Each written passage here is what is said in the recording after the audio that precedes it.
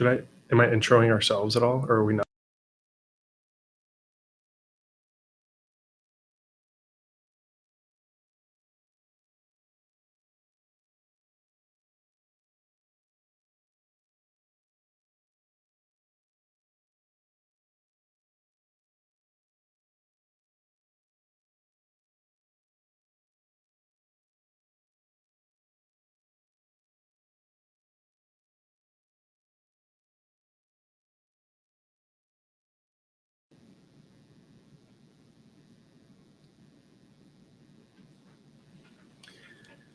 Hello, everybody, and welcome to our 10th episode of Sales Hacks. Today, we're going to be featuring our very own Chris Cabrera, and we're going to be talking about his new book, The Unicorn Fallacy. We're excited to announce today that during this live stream, any attendees of this live stream will have the ability to claim a complimentary copy of the book by filling out the form that's in the chat. So we look forward to you getting a copy and diving into the book, which is what we're going to discuss today. I am Taylor Wilding, the VP of Sales for our commercial and mid-market segments here at Xactly, and look forward to the opportunity to dive in and talk to Chris Cabrera. Me first, or would you like to go, Chris? No, go ahead. Best for last. Yeah. I'm Brandyn Lewis. I've been with Xactly 6 years, and I lead a team of sellers over here in Los Gatos for our West Coast teams. But happy to be here. And I'm Chris Cabrera, founder, and up until recently, the CEO of Xactly for the last almost 20 years. And excited to be doing my new role of being a board member only and turning over the reins to Arnab as the CEO. So this is the first sales hack that I've been involved with not as the CEO, which is kind of new and different and exciting. Well, I'll kick us off with the first question. Why did you write The Unicorn Fallacy, Chris? Well, it's interesting because it might seem, prescient now because, the whole concept behind the book was about, sort of ditching this growth at all cost mentality, right? And kind of growing up in Silicon Valley and being an entrepreneur for years, and seeing just everybody so focused on, getting to be a unicorn, and a unicorn, is that $1 billion private valuation. And so you started seeing companies, with 20 million in revenue getting this $1 billion valuation, and it just always struck me as kind of out of whack. And so that was always something in my head, and we wrote the book. Really was almost completely done when the world really started changing, and the whole world just kind of shifted to this getting away from that growth at all cost mentality. And so the timeliness of the book became like, oh my God, but it really was almost completely written even before we got into all the recent trouble that's happened in the marketplace. So anyway, I really wanted to address the idea of building quality companies. Sure. I went to business school to learn how to build profitable companies, and yet for the first 15 years of creating this company, no one ever wanted me to make one penny. And every time I would even remotely say, hey, we could have some EBITDA, they'd be like, why? Go spend it, because nobody cared and nobody valued that. All they valued was, growth. And I think obviously the world has changed, but I think the world, that pendulum will swing back and forth. And so I've even heard people recently kind of go, oh, it's going back to that. It's like, oh my God, have we not learned anything? Like, let's try to focus on building quality businesses and a balanced rule of 40. And so that was kind of the reason. Yeah, it's interesting because you talked about the dynamic shift, right? And then so how that's continued to shift. Now that you've written the book, things continue to change. So with the changes that are happening, people are tightening their belts or doing different things to be fiscally responsible. Things like President's Club and some of those other type of expenditures have maybe been looked at with a more finite glass. What's your opinion on or thoughts on how things are going to continue to change post-book? Well, people are still trying to figure it out, right? I mean, and companies are in different phases, right? We're a PE-backed company. Many great companies that are owned by private equity. We've been focused on EBITDA for a long time, right? So this is a company that is a 30% plus EBITDA margin company. There's a lot of companies out there that are private that got higher valuations that are now really struggling to raise more money because the valuations are so high, and they're having to embrace cost cutting and EBITDA for different reasons than some of the some other companies. But like your point, since writing the book, I've had the opportunity to join the board of a company called Blue Board.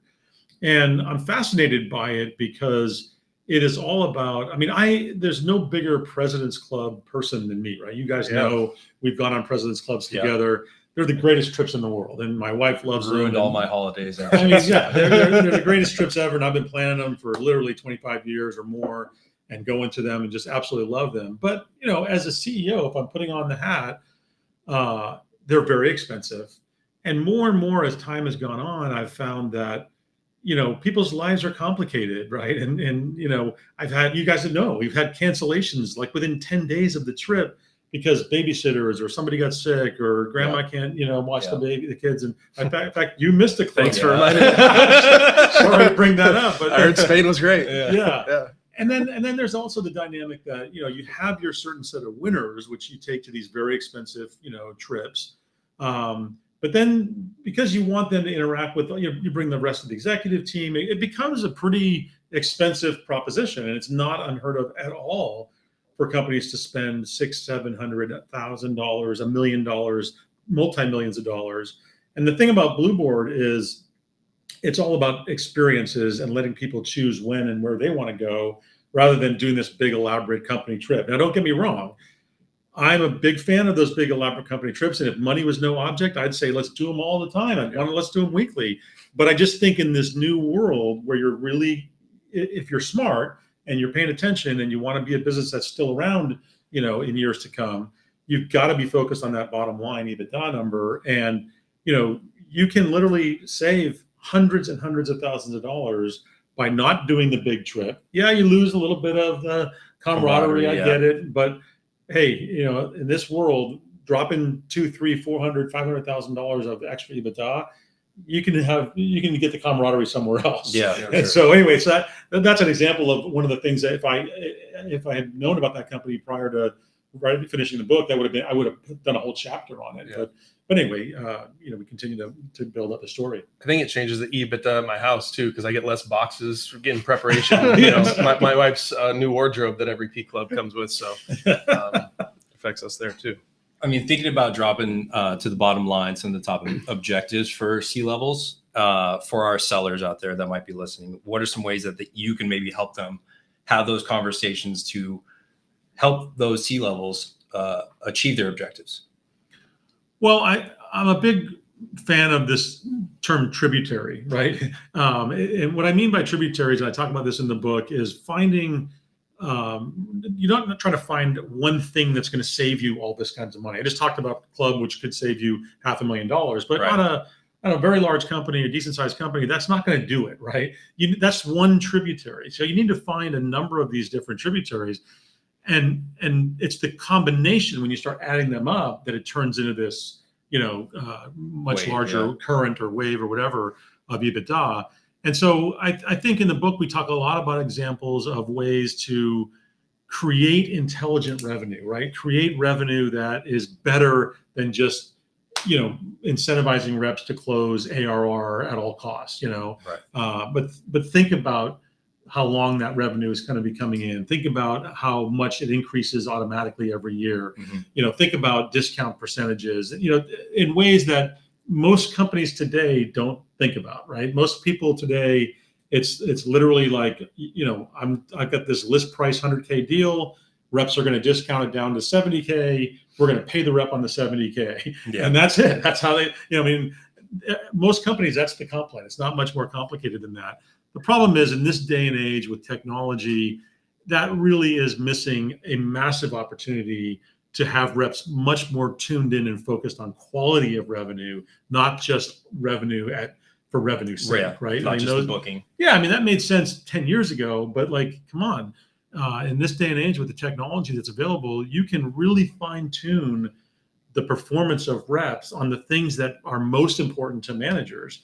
It'll be different for every company, right? Not everybody is as focused on EBITDA necessarily as we are today, right?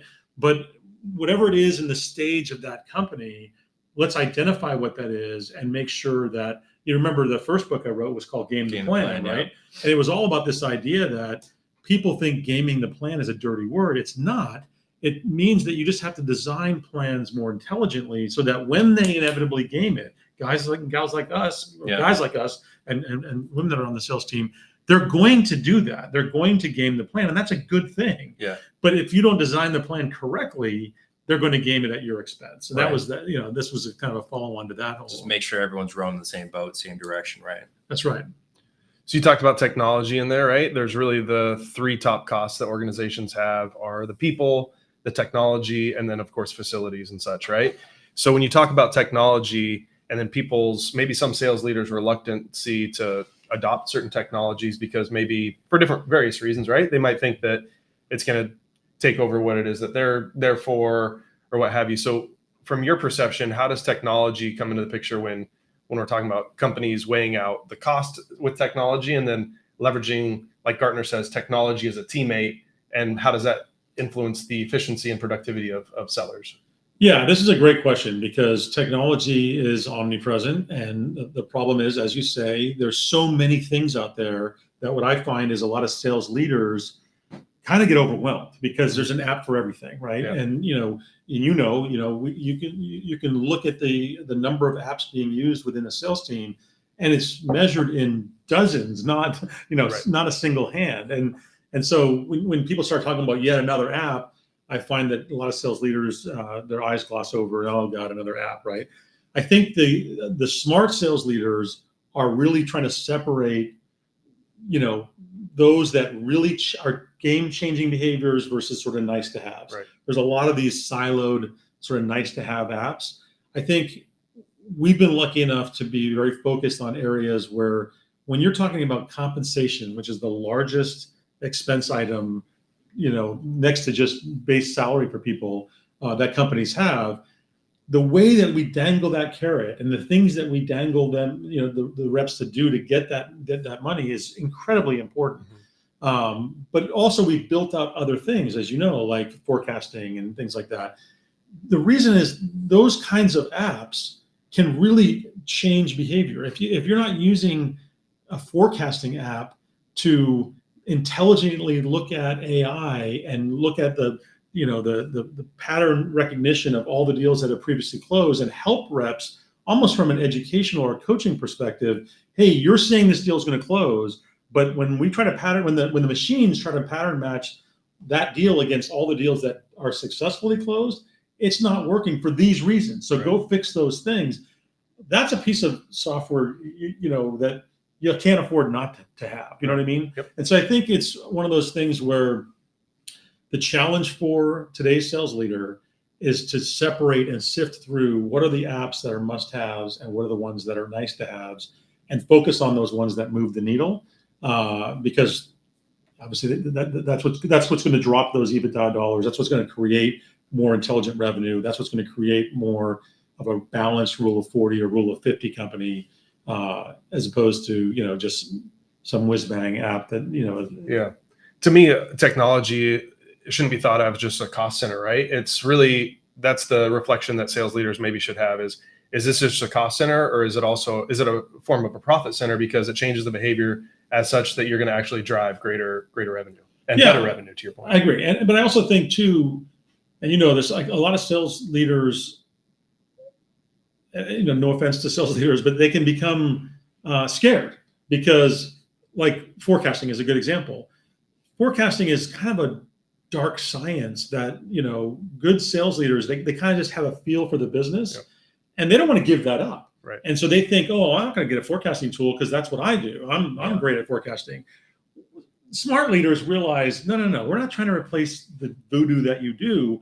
What we're trying to do is augment it, right? Augment it with some data, make your voodoo a little more accurate, to make you look better, right? It's not to replace what you're doing and make it's not machines replacing humans. That's maybe that'll happen someday, long after we're gone, but we're not quite there yet. But I think the smart leaders realize that they can use these tools to augment the good voodoo that they have, and it's that combo that is unstoppable. Yeah, who can't use a little sanity check, right? Yeah. Well, in the book, you talk about a lot. It's not just a matter of having the data, but like, what is the information in all these apps you're giving me? Like, how do I make sense of it, right? So I think if you're a sales leader and you have not just access the data, but you have some things that are helping you gut check or helping you steer your decisions or looking out for, things around the corner. That's where it becomes really powerful, right? Yeah. I mean, if you just look at what's happening in the world today, everything is about AI, everything is about data, and the rate at which it's changing is so fast that it feels like dog years, right? Yeah. I mean, it just seems like yesterday that we were just talking about ChatGPT, like just coming out of that, and now it's like I'm using it to write, Valentine's cards. I mean, it's like hopefully Marla's not listening to this. I guarantee she's not.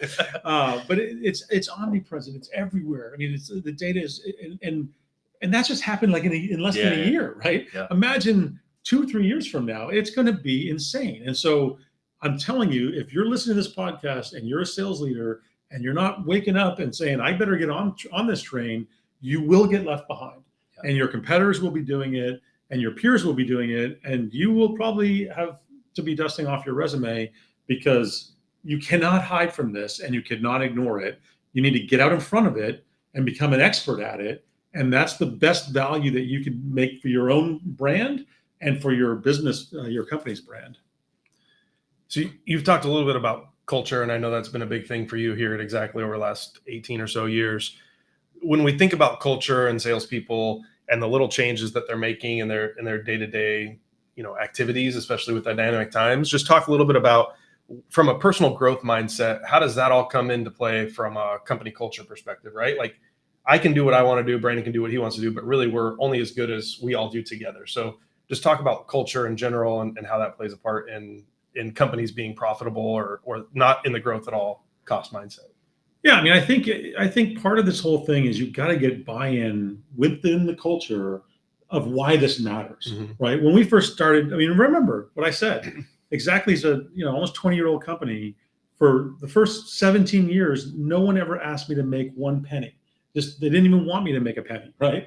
And so we had to do a pretty big shift, as you know, to say, hey, all of a sudden, EBITDA matters. And you guys remember I wore a sweater, the EBITDA, because we had to get it ingrained into the culture. And I don't think it's there yet. I think we've made great strides, but I think a lot of companies are going through this, and I'm sure a lot of the listeners are experiencing this. And they might be sitting there going, hey, our CEO is pounding the table saying EBITDA, why do I care, right? Well, the reason you care is because look at those companies that didn't care about that, and all they cared about was getting this unicorn high valuation. And now look where they are, right? Their revenue growth slowed because the economy slowed. And now everybody's underwater. Their stock is worthless. And they're not going to see those valuations for literally years. So many of those people are bailing out of those companies. I mean, that's not a great place to be right now, right? And so why you should care is you want your business to be a healthy business. You want your employer to be a healthy employer. And the way to have that is to have them be a balanced Rule of 40 company, meaning that they have some EBITDA and some growth. And it's the combination of both those things, not either or, not all the way on one side or the other. That's what will determine a healthy business. And there will be a desire by some for the pendulum to swing back to the way it was before the economy changed, right? And interest rates are getting better, and we're in an election year, so all of a sudden everyone's talking about how great the economy is doing. These things are sort of fleeting, right? And if you try to chase it back and forth, that's the worst thing you can do. So I think as you think about culture, you've got to ingrain it in the people that are on the front lines of why this matters, why it matters to them, and why they want to work for a company that has that kind of balance, and then how to go about doing that. And so in the case of sales, it means signing quality revenue deals. And that's what we talk about intelligent revenue. As you guys know, the difference between intelligent revenue and what I think of as dumb revenue, just think of that quick example of a 100K ARR deal, right? You do one rep does a 100K ARR deal, that's a 1-year deal, versus the second rep sitting right next to him or her that does a 5-year deal that has 5% increases per year. Which one of those deals is better for the company, right? It's a no-brainer which one's better. Yeah. But as you guys know, most companies, if you look at the compensation plan, they'll pay those two deals exactly the same, which basically says we don't care, right? And how can you not care? How can that one deal that's a 5-year deal with 5%, how can that not be more valuable to you as a business Right. if you care about the quality of your revenue. And then the rep, if they're gaming the plan, path of least resistance. Of might course, be that why would the rep go? Yeah. go fight for the 5 Why year? would they fight for that? Why would they fight for an increase annually if they don't get paid for that? Right. They're not going to do that. You're exactly right. And so it's a simple example, but it's a very, very concrete example of how when you change the comp plan and you change the motivations of the sales team, you can have a dramatically different result. Imagine if all your deals switched to 5-year deals with 5% increases per year. It's game changing to the company over time, because then you don't have half of your base or 3/4 of your base coming up for renewal every year, which always is risk, right? It sounds like the long pole in the tent, though, is the companies that don't have a chance to have positive EBIT, right? So, like some companies are in a position where they can make that shift quickly for a bunch of different reasons. But the companies that have that hard time, how do you envision that taking hold? Is that M&A activity, or what's the plan for those types of companies? Well, look, that's a great question, because it's easy for me to sit here and preach on how great everything is, because Xactly is $200+ million company, and we were able to shift and drop almost $100 million in EBITDA. Like, you're right. I mean, not everybody can go do that. But I don't think that there's any company out there that would say, we don't care about intelligent revenue. We don't want longer deals. We don't want more profitable deals. We don't want shorter sales cycles. We don't want sales forecasts that are more accurate, right? I don't care what size your company. I'm on the board, and I'm an advisor to some companies that are sub $1 million in revenue, and I'm preaching the same theories, right? I'm talking about making your forecast accurate. I'm talking about quality of revenue. I'm talking about better deals, longer deal cycles, shorter deal cycles, but longer deal terms and things like that. And so you might not be as profitable overnight. And so in that example, you might be more, if you're even close to Rule of 40, you might be more on the side of growth. And that's okay. It's not one size fits all for every company. What is not okay is for leaders of any size company to just say, well, I don't care about all that. I'm just going to grow, because guess what? Growth hides all the warts, because it does. The problem with that thinking is growth will inevitably slow. It just does. It happens rather because the economy changes or because the business gets bigger, and the numbers just make it harder to keep growing at 40% or 50%. And inevitably, that higher growth that's been hiding all the sins, the tide goes out. Yeah. And then all those warts are exposed, and bad things happen. You don't have those fundamentals. Right. It's interesting because you talk about companies at different stages, right? Those earlier stage companies that have, $1 million worth of revenue or whatever it may be. It seems to me like starting off with good habits is probably going to be fortuitous for those companies down the road, as opposed to companies that are maybe a little bit older that don't have those good habits already in place. I mean, it seems like it's a conversation I'm having with my kids at home, but nonetheless, it harks back to the days of remember the book, Built to Last, where it was really about building quality businesses for the long haul. I think that people got away from that, and the reason they got away from that is because they followed the money, and the money was the investors. The value, the way to get rich fast, was to have high growth. Nobody cared about anything else. They didn't care about quality of revenue. They didn't care if it was a 5-year deal or month-to-month deal. All they cared about was the growth rate there, because that's what got us a valuation. That's what let us take it public, and people made tons and tons of money. And I'm not, I partook in that. So, I'm not trying to say that was all, terrible.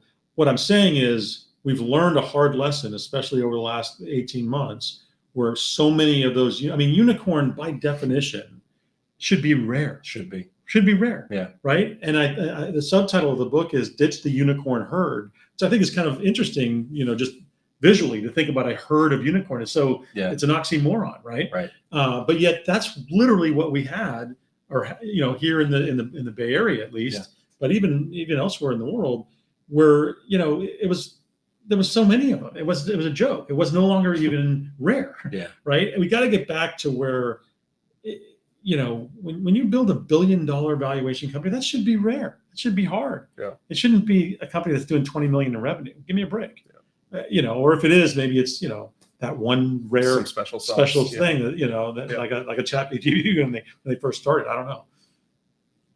All right. One more question or? Yeah. All right. So we've been talking a little bit about fundamentals and how some of these companies maybe could have weathered the storm if they had proper fundamentals. For the reps out there, for the sellers out there, how would you recommend they can maybe endure some of those hard times? What are some tips you give them? Well, I think one of the mantras that I've had in my career, and you guys know, I mean, I started as a telesales rep, 100 years ago, and I've done every job in the sales org, up the chain, including running sales for a public company prior to becoming a CEO.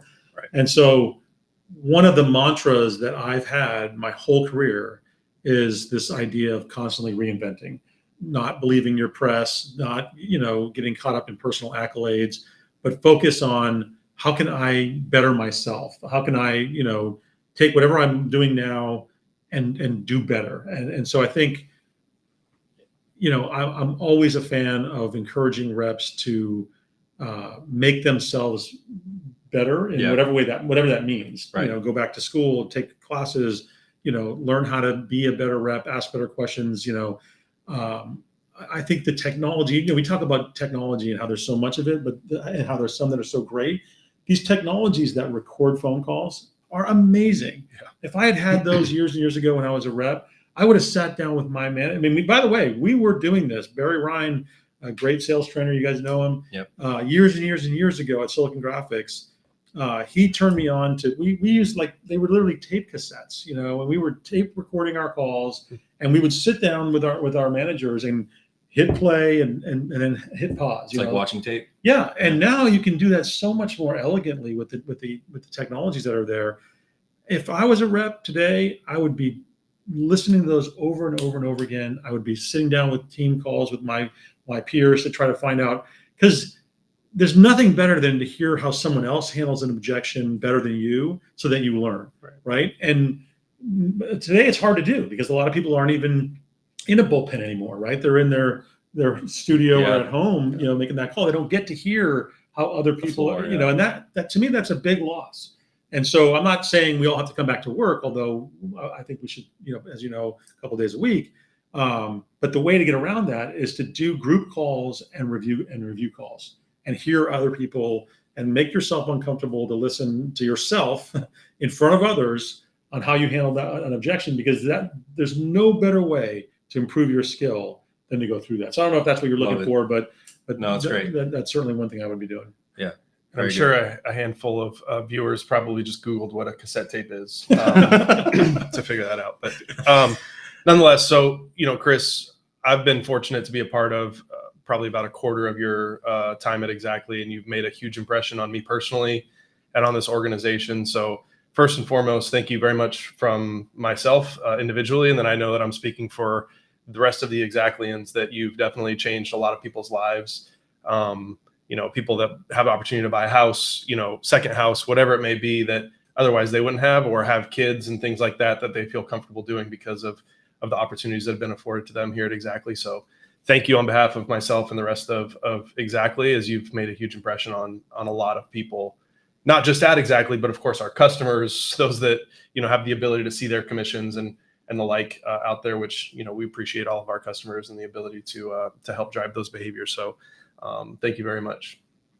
Well, thank you. Thanks for doing this. This is, I'm still on the payroll here till the end of the month. So, this is great, but I'm excited for what the next, chapter is. And one thing for sure is I'm going to be a very active board member of Xactly. I'm going to be very actively pushing the book. And so I'd really strongly encourage everybody to fill out whatever form you talked about so we can get you a free book. Because I really think that it's timely and there's some good stuff in there. So I'll be on the road doing that and still keeping very close tabs on what you guys are doing here at Xactly. So thanks for having me today and give me a chance to talk about it. Likewise. Appreciate it. And just a quick reminder that there is a form in the chat for being a live viewer today. You have the opportunity to claim a free copy. So please go ahead and do that and dive into the book and let us know what you think about it.